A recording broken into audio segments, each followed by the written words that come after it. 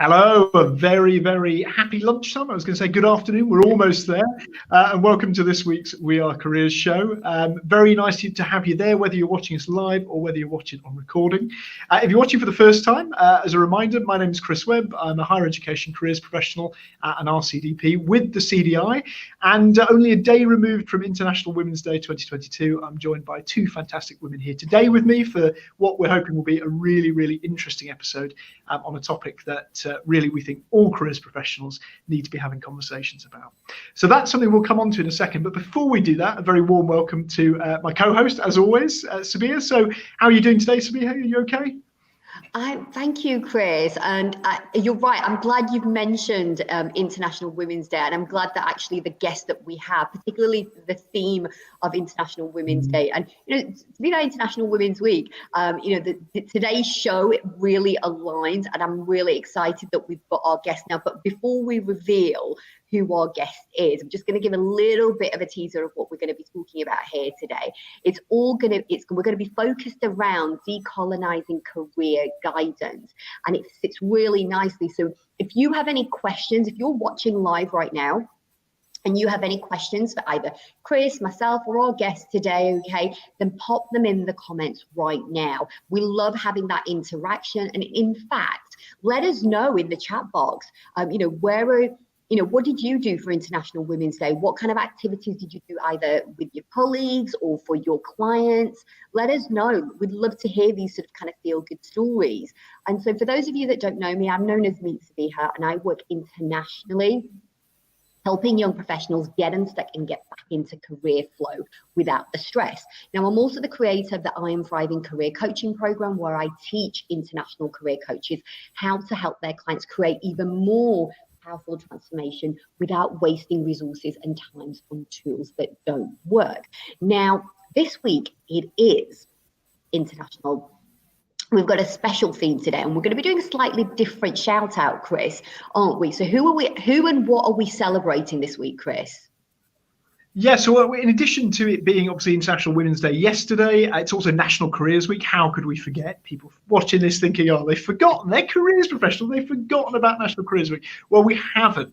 And this is our kind of the theme, I guess, of our shout outs this week. So we're going to be celebrating a few people that have been doing a range of things for National Careers Week. And this is only a very, very small sample. So if you go onto the Careers Week Twitter account, which we've included in the show resources document, you will just see a fantastic range of careers practitioners doing all sorts of different things for young people. And as Dave Caudle rightly pointed out, Careers Week is not just for young people, it's also a great time for career changers or individuals of any age to think about their career. But there's some particularly great stuff being done at that school and college level this week as part of the National Careers Week kind of program and celebrations.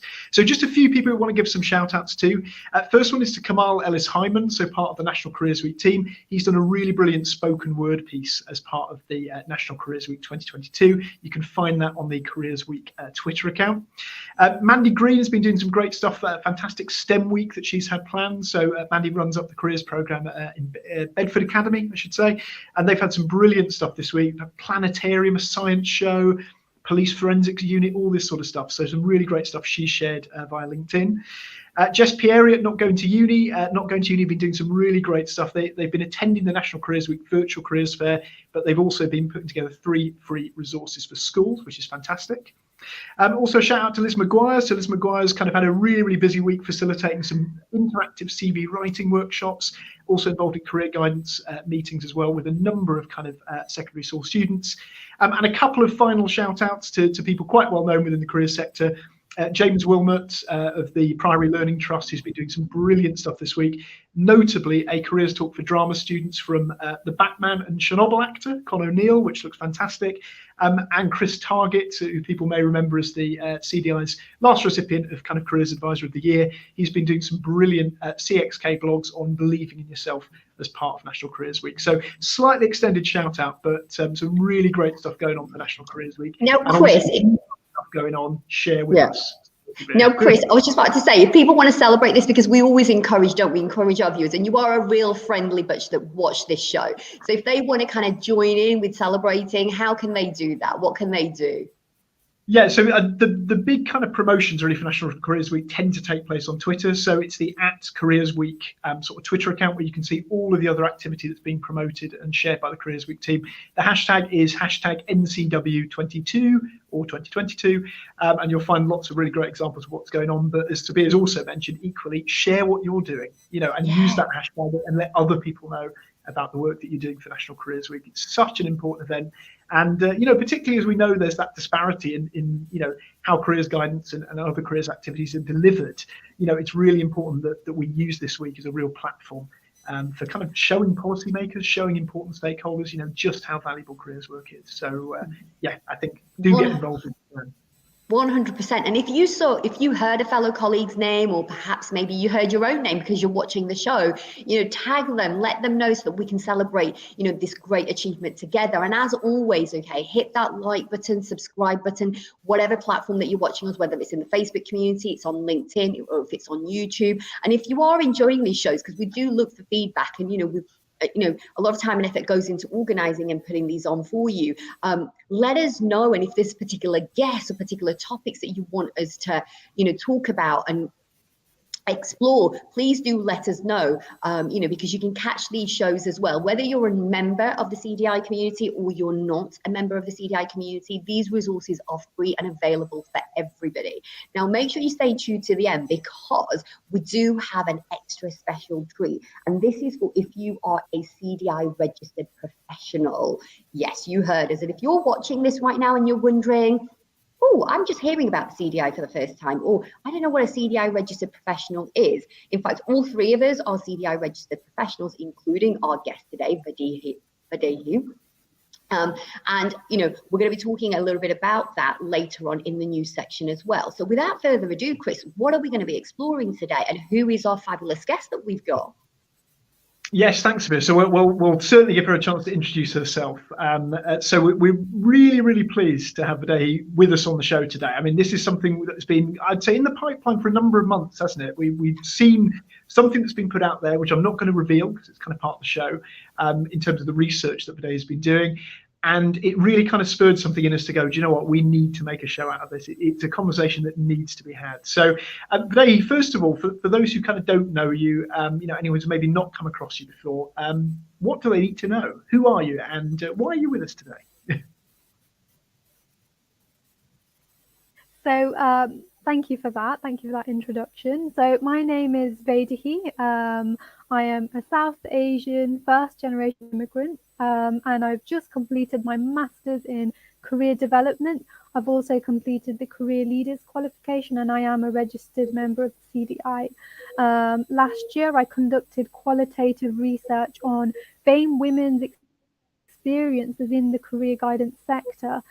This was an area that was never before researched. There is a lack of diversity in literature in the career guidance sector, but also in the workplace in career guidance. And my background, I mean, I work as a careers advisor and careers leader in a sixth form and in a school. So I'm going to be speaking about, my research and some of the core themes that have come from that. So I carried out a small-scale qualitative piece of research based on 7 BAME women's experiences who are career practitioners. And it explores sort of intersectionality theory, which is the idea that 2 or more dimensions of identity, like gender and ethnicity, so being female and being BAME, it result in, complex layers of discrimination or disadvantage. And one of the, there were several themes that came out of this research. They are perceptions and it is small scale, but it is really insightful because it can help us understand the experiences of BAME women in our community in this sector. So there were positive experiences and there were also negative experiences. Now, the positive related to sort of the benefits of being BAME and being a BAME woman, and that was the core theme there was having that cultural knowledge and understanding and being a role model to those students who are from those minority backgrounds. So being a role model to BAME students maybe, or BAME girls, and that is an incredible benefit of having that BAME person, because they have that role model where students feel they have someone they can relate to. So that was the positive that was identified. And there were also some challenges and sort of negative perceptions that were also identified. Now, within these sort of negative themes, there's essentially two areas. So one of them is your overt, negative perception. So that's, discrimination. That's quite clear and overt. So one of my participants, they experienced where parents didn't want to work with them simply because of the color of their skin. And as you can imagine, this led to feeling unwanted in the community and had a very negative impact. So this is something that's quite overt. There weren't many other cases that were overt, but actually there were a lot more instances of unconscious bias. So some of those hidden, subtle, sort of difficult to label as, right, this is discrimination or this is racism. One of my participants experienced, so they're a black person, and somebody proceeded to touch their hair without consent. Now that is a form of discrimination. That's extremely disrespectful, and that's something that counts as a microaggression. There was another instance where somebody was praised for something in a very patronizing way, as if they were not expected to perform well. That's another example of something that's sort of unconscious or a microaggression where it's quite difficult to label. I've even had personal experience of like this unconscious bias. So, for example, in the past, I've had an instance where, a colleague has mispronounced my name. So my name is Vaidehi. It's a little bit, difficult to pronounce, but they were really insistent that they shorten it down to, can I just call you V? Can I just call you this, to make their life easier? And they kept persisting that. And that was quite damaging, and that's quite subtle. It's very difficult to call that, discrimination, but actually it's about making that effort to, remember that name. But also, I'm happy to explain how to pronounce my name as many times as you need. I understand if it's difficult, but it's the fact of just reducing it down completely and not making that effort. And that doesn't form an inclusive culture. So actually things like that make us realize that we all play a part, or we can all do something to make the minority voices feel included, to feel welcomed. And that is what inclusivity and diversity is all about. So that was a personal example there as well. The other theme that came from the research was sort of the need to work harder. So some participants review overqualify themselves and put their best foot forward because of a fear of being misunderstood or labeled. There was a link there of needing confidence almost, and needing it tenfold if you're female and you're BAME to navigate it. And that really raises the question of, well, what about for those who may not have the privilege of that confidence, or who may be in an environment where it not be, as inclusive? What kind of struggles might they be experiencing? So there was that element that because of being BAME, because of being a BAME woman, perhaps there's other elements of being maybe young, or maybe being older, or maybe from a different, socioeconomic background. But all of these intersections can cause disadvantage, and it can make members of our community feel isolated, and that's not inclusivity. The final theme was a lack of role models, and I really emphasize this because I think we especially need a community for minority voices who can support one another.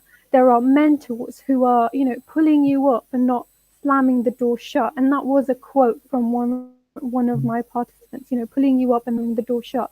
And I think that would be incredibly helpful to increase confidence and the belief of progression, but also provide that supportive network where, there are other people who look like me. I mean, before this research, I didn't even know there were other people. So, it's incredible that through the power of LinkedIn, through the power of this research, I connected with all of these amazing women who I still keep in touch with. who I see as mentors. So I think supporting that community is absolutely essential. Go on, Chris. Are you going to jump in there? Go on. Oh, no, go ahead, Spear. Go ahead. Okay. Gosh, Vaidehi, so many topics, so many. It's like, where do I even begin? And perhaps maybe you're watching right now, and something that Vaidehi has said has kind of resonated with you. Pop it in the chat. Maybe it's making you think about how you were. If you're, say, somebody. By the way, just FYI, if you're watching and you're thinking, you keep hearing us say this word BAME, okay? It's a classification, whether you like it or don't, okay? It's just a simple way to sort of explain it. It's Black, Asian, minority, ethnic. That's what it kind of, it's an acronym for that. But if you're sort of kind of watching and you're listening and things are resonating with you, please, we want to hear from you. We know that this is not the most easiest of conversations to have, but it's not one as the career professional community we can shy away from. And that's one of the reasons why Chris and I love bringing these topical subjects to you, so that we can explore them and examine what can we do, where can the improvements be made. Now, it's not to say that we're going to change what's happening right now in our community, but also in the wider world overnight. But however, every small change, every small step, just by even having this dialogue and exploring this in a non-judgmental, compassionate way, allows us to examine ourselves, examine our own behaviors, our thought processes, which is, Vaidehi, kind of one of the things that I'm kind of picking up of what you're talking about. And in fact, I'm just going to bring in some of the comments. And Chris, and I know you want to sort of kind of jump on in, so I'll bring you in next. We've got sort of kind of people jumping in, and I'm just going to bring in Michelle Powell, who said, my professional development as a career advisor was heavily influenced and impacted positively by being mentored by another BAME woman. I agree that mentoring, and she went on to say that I agree that mentoring and support is really important for BAME women. So that, that's really kind of striking people who are watching sort of right now. Carolyn has just said our name is a core part of our identity, and not getting names right is disrespectful. Now, as Vaidehi said, it's not always easy. In fact, I pronounced Vaidehi's name on a few occasions miscorrectly as well, because just because I'm BAME doesn't mean like there's that assumption that we all kind of know how to say the names. But no, sometimes names are just a little bit unusual. But by taking the time to get your tongue around that does make a difference. And then we want to thank you for everybody who's watching us. Thank you for sharing that. I know somebody else has put a question in about sort of high school intervention. If we get a minute, we'll come back to that. But Chris, you've been listening to Vaidehi sharing with us and the audience her research and what she's found, both the positive and not so positive. Where are you at as a non-BAME, the only man on the show today? Yeah, so I suppose, man, probably the best representation of all the different intersectionality of privilege, really, if we're being honest. So, which I think is interesting, because I know when we had this conversation before the show, I think last week, we were talking about this idea of kind of allyship. I think, for a lot of kind of careers professionals or men or kind of particularly people like me, white middle class people who've had to endure very little by way of kind of discrimination through their life, I think often the challenge, as you've rightly said, Sabiha, is people sometimes worry that they don't know how to be an ally.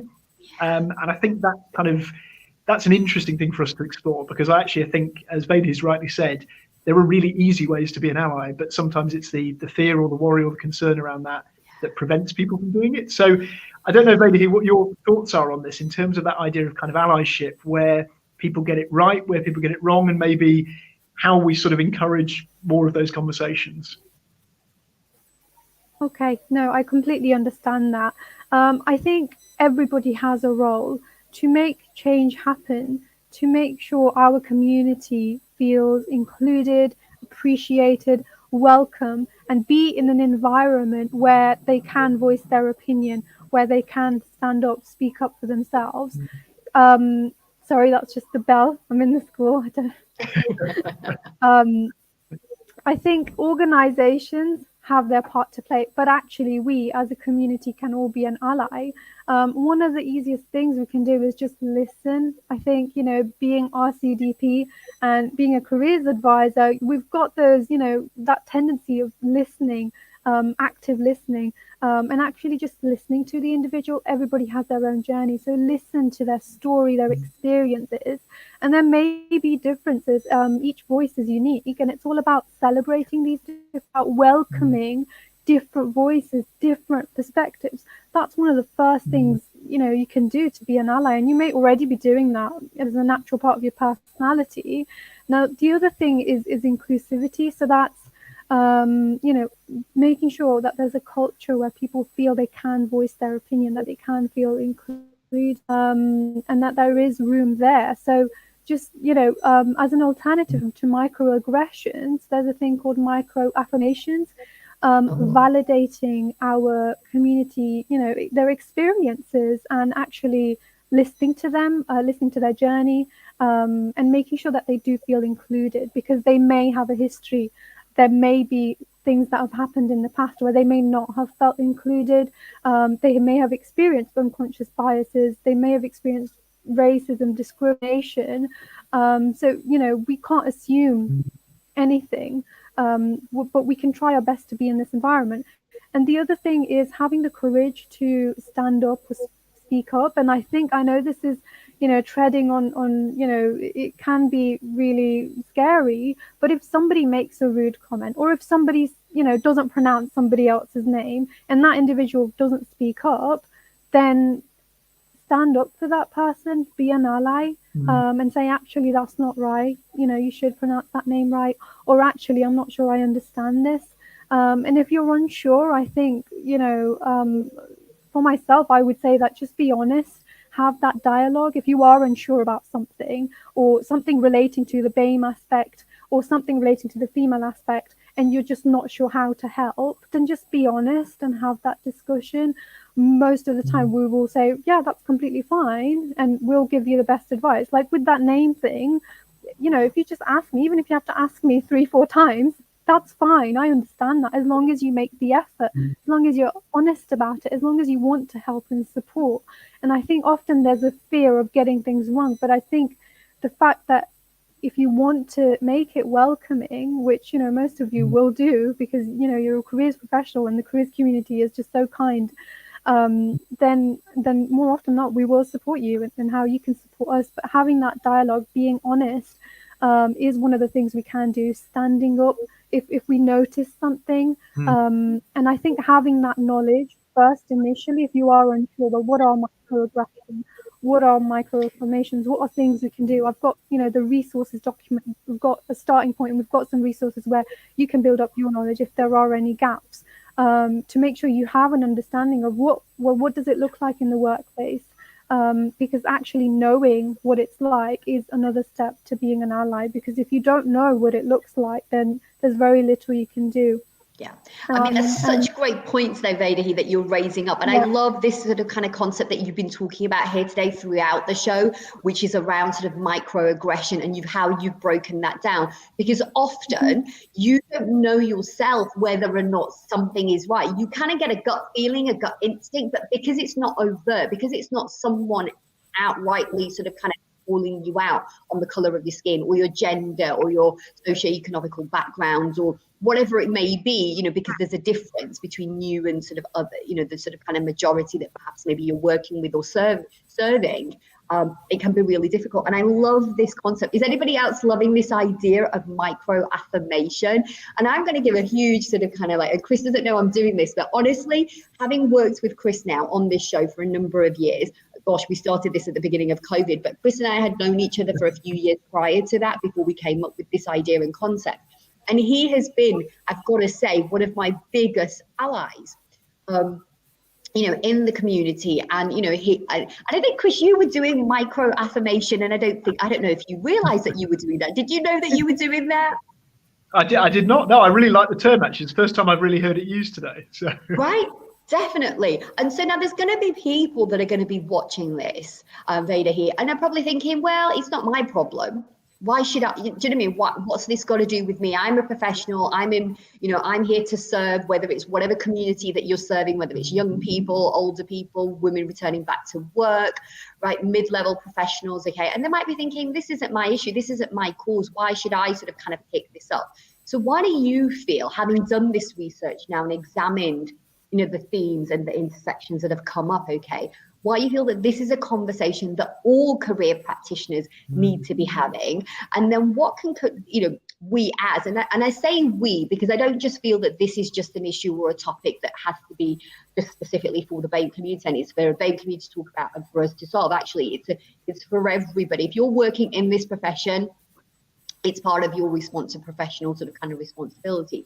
So what can career professionals do to support the conversation in this area? And I know you've kind of touched upon that. So if there's one sort of kind of final tip, so that's, why should career professionals, regardless of who they are, where they come from, what socioeconomical, what cultural, ethnicity, gender, disability, neurodiversity, why should practitioners care about this subject? And then your final top tip on, what they can do to kind of support this conversation to bring better working environments for everybody. Well, I think, first of all, you have to reflect, why are you doing your role as a careers professional? We're all doing this role because we're passionate about supporting, whether it's young people or adult learners, we're passionate about supporting and empowering. That's what we are in here for. As part of those values, as part of your own values, reflecting on that, we all have a role to make sure our community feels included, to make sure that, they feel welcomed, that they can be in an environment where they can safely voice their opinion, where they don't feel silenced. And that's incredibly important. And it's the little things that we can do, being kind, a lot of these values, just listening, and having those honest discussions, speaking up, having that awareness of what actually are microaggressions, what's unconscious bias, what could that look like, and having that awareness, so you see it happen and you stand up for that person, because that person will appreciate it. I mean, they might have the confidence to stand up, and that's great, but if they don't, that's what being an ally looks like. And if you're not sure, then have that honest discussion with that person. I'm sure they'd love to have a dialogue about, what it is that, they would mind, they wouldn't mind. And I think, as a final tip, and what career professionals can do, is just bear in mind what inclusivity is, the very definition of inclusivity, making sure people feel included, and just remembering that this is a culture where, we all play a role. Yes, organizations, they have to do their bit to make it a safe place. But as a community, we all can make sure that our fellow community is also in that environment where there's respect, there's collaboration, and micro affirmations. And I have listed some wonderful websites for this as well, if you wanted to do some further reading. So that would be my final tip there. Fantastic, Vaidehi. I mean, it's absolutely brilliant to hear kind of some of those reflections. And I know sort of in the chat we're getting those comments back saying, particularly, I think Carolyn's mentioned about that sort of encouragement to speak up, both in terms of BAME practitioners, but also in terms of allies. I think it's such an important thing. But I think that the biggest point there, which really kind of encompasses everything you've talked about, is that idea of community. We know that the careers community are very generous with time, are very inclusive in terms of bringing people into the fold. But I think you're right that sometimes those conversations might be almost free, not recognizing the intersectionality or not recognizing lived experiences of what some professionals are going through. So I think bringing those conversations into a community that we know can already be quite open and generous with our time, I think it's such an important thing for us to do. Sabiha, any kind of final thoughts on Vaidehi's final thoughts?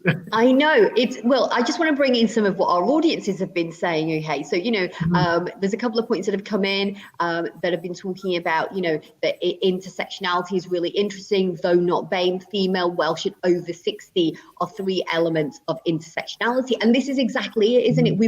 It's almost like we've all got our own sort of kind of battles to fight, our own struggles, and just somehow it makes it that little bit more easier to go out there and fly the flag, or kind of make better working environments when you know that you've got other support around you. Where I experience challenges and microaggression, which is, so this is somebody talking about that. So thank you, Caroline, for bringing that in. Michelle, now Caroline put that up. in the group. And then other people have then gone on to say, oh, that's really interesting, Caroline, I never thought about that, right? And it sparks a conversation. And that's one of the things that I've always loved, Chris, about you and I are working together. You know, I've got here Legally Blonde, love that name, by the way. I love the movie as well. Helping others feel included and supported will help improve their confidence and well-being. Lots of positive outcomes. 100%. I'm a firm believer in that. And, you know, sort of psychological safety is so important in the workplace, which is what our president, Carol, Parry has said. And, you know, and I think that's a really beautiful place, because I think that each and every one of us as career professionals needs to feel safe and included in what is happening. And sometimes that means that we have to put ourselves outside of our comfort zone. And one of the things that I talk about in my coaching practice, both with my coaches and my clients, is you got to be brave. You've got to have a bit of courage, you know, as part of what we do, to be able to sort of kind of talk about. So if you are experiencing any form of microaggression, or if you are experiencing, well, you're not quite sure even, maybe start that conversation, no matter how uncomfortable it is. So that would kind of be where I would sort of leave this conversation. As always, okay, we could keep going on talking about this subject, but we are unfortunately come to the end of this part of the show today. Vaidehi, I knew this was going to get people talking. I knew this was going to get me and Chris talking. So thank you so much for joining us. Now, obviously, your research is out. So let's just let the audiences know, where can they access that research if people are interested, and we've got them sort of interested in what you're here and what you're talking about. Okay, I also know as well, you just recently you gave a talk about this piece of research at one of the conferences as well. And also, what's the best way people can get in touch with you? Where can people find you on what platform? Yep, LinkedIn is probably the best way to contact me. There's an article on there summarizing the findings. It is a lengthy article, but look out for updates, because I'm going to be releasing a condensed version of that article just focusing on the BAME and the female aspect. There's a presentation which I delivered at the CDI Research Conference, and that's focusing on what is decolonization, and really getting to grips with what that means in career guidance sector. And I'd love to connect with the community. So please connect with me and start that dialogue. But my research and the presentation is on LinkedIn and in the resources that's going to be available after as well. Amazing. Thanks, Vaidehi. I think you were going to get a lot of people wanting to connect after this show. So you're really, really interesting insights. And again, if you've not read through the research, there's some fascinating stuff within there. We've included it as part of the show resources document, which I know Sabiha is going to mention in a second.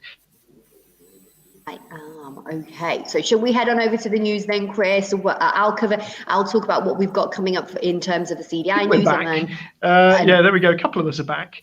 Sabiha, if I kind of come on to you, I don't know whether you can hear me or whether we've got a bit of a delay, but CDI news for today. What are the big headlines? What's going to be in our show resources doc? Fabulous. Okay, and if you're wondering about this resources document, now here's the sort of kind of kicker. Okay, you do have to be a member of the CDI membership in order for you to get access to these free, amazing, fabulous resources that we put out after each show. And so if right now you're watching this, of course you can continue following us, subscribe, hit the subscribe button, okay? But if you are now thinking, oh, do you know what? I'm interested. I'd love to become a part of this community.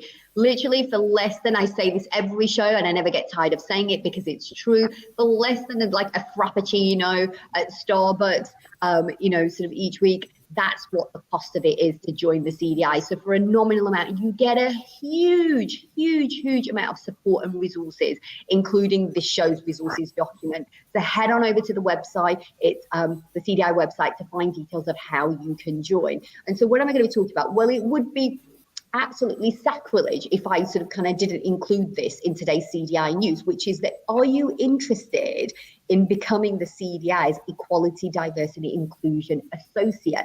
So the CDI putting money where their mouth is. They are now investing in making sure that these things that we talk about here today, and a lot more, is going to be part of the CDI sort of kind of move forward and the strategy. Okay, so the CDI recruiting an associate to coordinate activities in supporting of its equality, diversity and inclusion strategy. Initially helping update the strategy, the associate will then coordinate communities around key aspects of inclusion to bring together members with shared experiences, raise issues and opportunities for improvement, and help inform decisions and activities. Now, the deadline is, I believe, the end of this month, the 28th of March, I want to say, and the link for that is on the website, but we've also included in the show's document as well.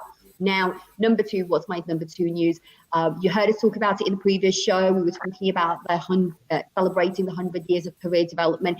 By the way, if you missed the show and you're thinking, oh, you did a show about that? Yes, we did.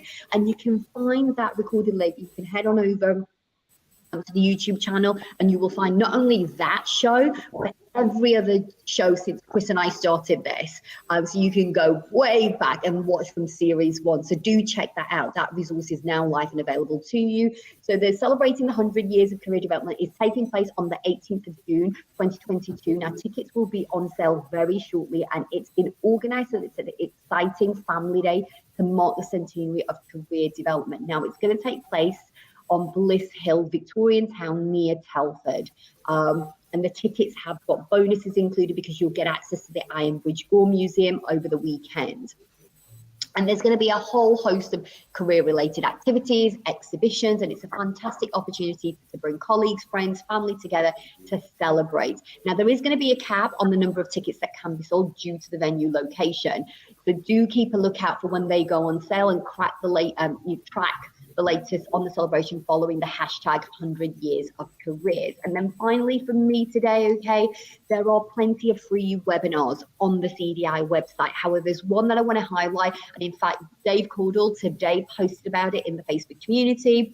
And it is all about the CDI 2021-2025 strategy launch with our CEO David Morgan and the CDI board members, and the next one is coming up on the 29th of March. So head on over there. There's a ton more of webinars, digital bites, expert sessions that you can take part in, and you don't need to be a member, FYI, to take part in any of these. So that's me for today with the CDI news. Chris, what have you got covered? What are you covering today? Thanks, Sabiha. Yeah, absolutely loads in the show resources document from the kind of the careers news world, I guess. So just 3 kind of big picks for me this week. First one is it's National Careers Week. There's a fantastic future of work guide that they've included as part of their resources. Really interesting for sparking conversations, particularly with young people about, you know, the way that kind of industry and the labour market might be going, challenging people to kind of think differently about what the world of work might look like in the future. That's a really nice resource. And the second is kind of linked into a lot of the stuff that we've been talking about, particularly this week. It's again from kind of Chris Target, who we mentioned at the top of the show, for CXK, one of his blogs about the importance of careers advice. It's only about 4 minutes long, but it's a really fantastic kind of passionate advocacy for why careers advice matters. Really recommend people watching it. And then the final one, talking about advocacy, is the fantastic open letter from Janet College to Robert Halfon MP, all about not conflating careers activity with the delivery of careers guidance. It's been published in FE News and the TF Careers Network. It's an absolutely brilliant kind of examination of why we shouldn't talk about careers activities as one homogenous group, and the difference between that C, E, I, A, and G, and how they all kind of fit together, and making sure that policymakers are aware of that. So big thank you to Janet. It's a really great advocacy piece, and I really would recommend anybody kind of watching this, have a read of it, have a look through it in the show resources document, or find it online if you're not able to get to the show resources doc. So that brings us really nicely to the end of the show. We're back again in 2 weeks' time on Wednesday, the 23rd of March. We're going to be speaking with Daniel Pickett, who's the SEN Career Development Manager at Talentino, all about SEND careers work taking place across the sector, and again, why it's really important for us to be having conversations about the work happening in that area. But for now, all that remains to be said is a huge thank you to Vaidehi for joining us today. It's been an absolutely brilliant show. Massive thanks to Sabiha, as always, for being a great co-host. Thank you to everybody watching at home. We will see you in a fortnight's time. Thank you.